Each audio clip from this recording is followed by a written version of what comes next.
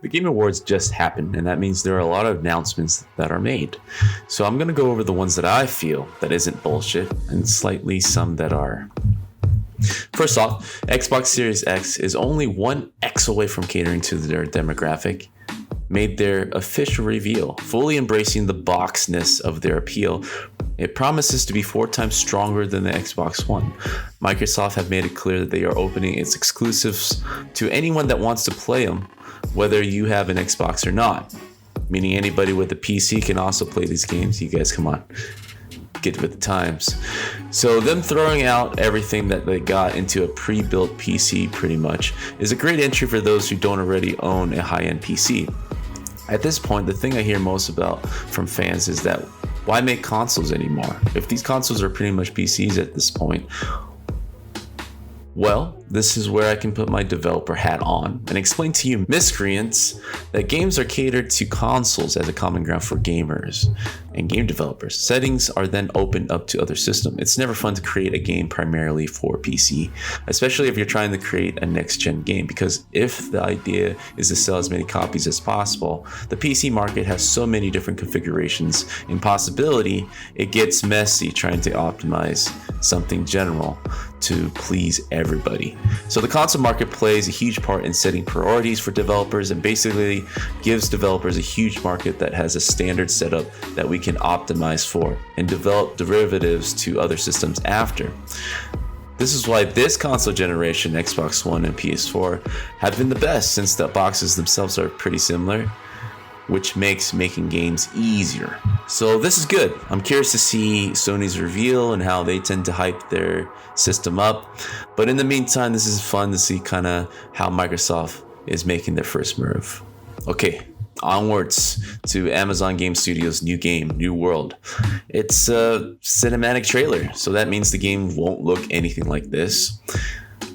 But they must be somewhat proud of this game to put their neck out there and let the world know that they are ready to put out games again.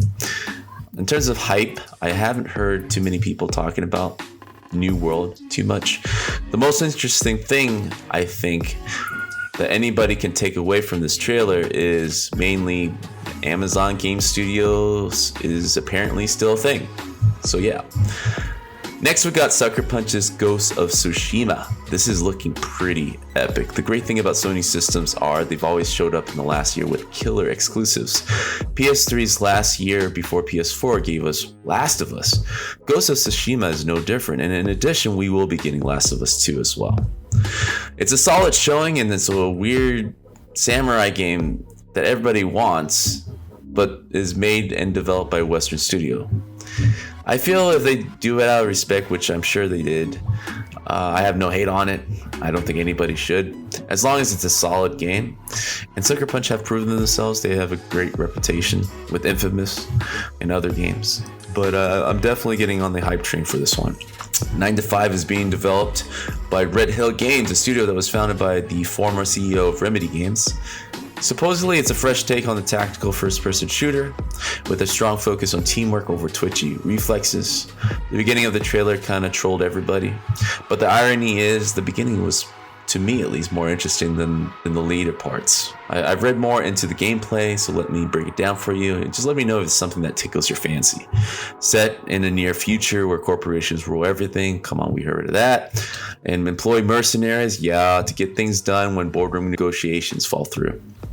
Matches in 9 to 5 puts 3 teams of 3 players each against each other in 3-round contests with changing objectives. Every round has an impact on the next, so performance matters and strategies will have to be adjusted to compensate for changes. So it sounds like a little more advanced than Counter-Strike, a little bit of Payday.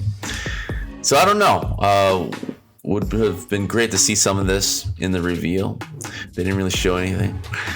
They definitely got the attention, but the marketing for this game is going to mostly be showing the bunnies. That's the clickbait. So I don't know if this will work against them if they start showing the actual gameplay being drabby and serious tone and like a Rainbow Six or any other shooter that gets released every year.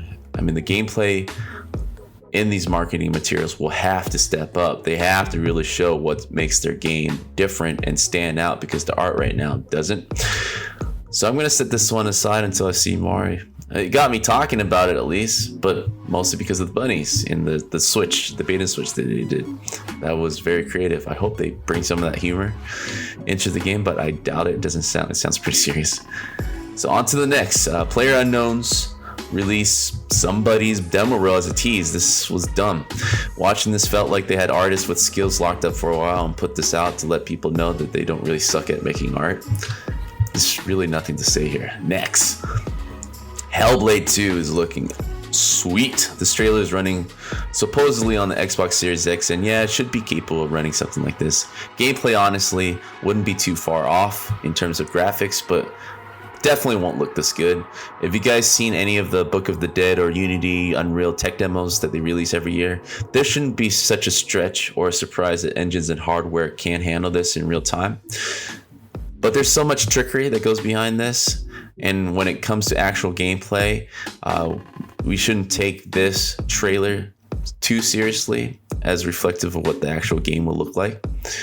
However, it's cool to show off how the hardware can achieve this. I like it. It's a good win. It definitely helps showing what the next Xbox is capable of. What's not a good win is the PS5 game Godfall that looks god awful.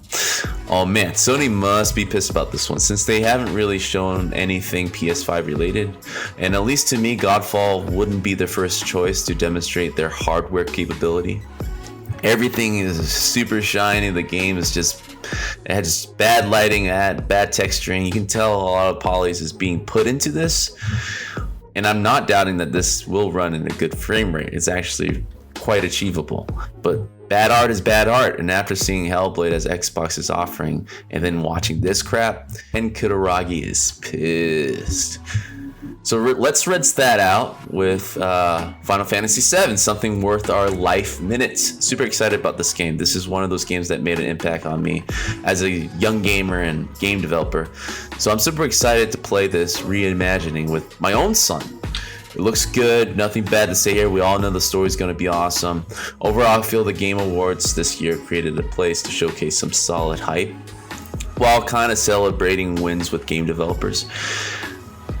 Since we really don't have anything to celebrate games and game developers that are this big, I'm in full support of this program, and so should you guys. It can really become our Oscars eventually, who knows, right? But let me know what you guys think. Did I miss a game that you guys are hyped about? Let me know in the comments section about the comments that I've made.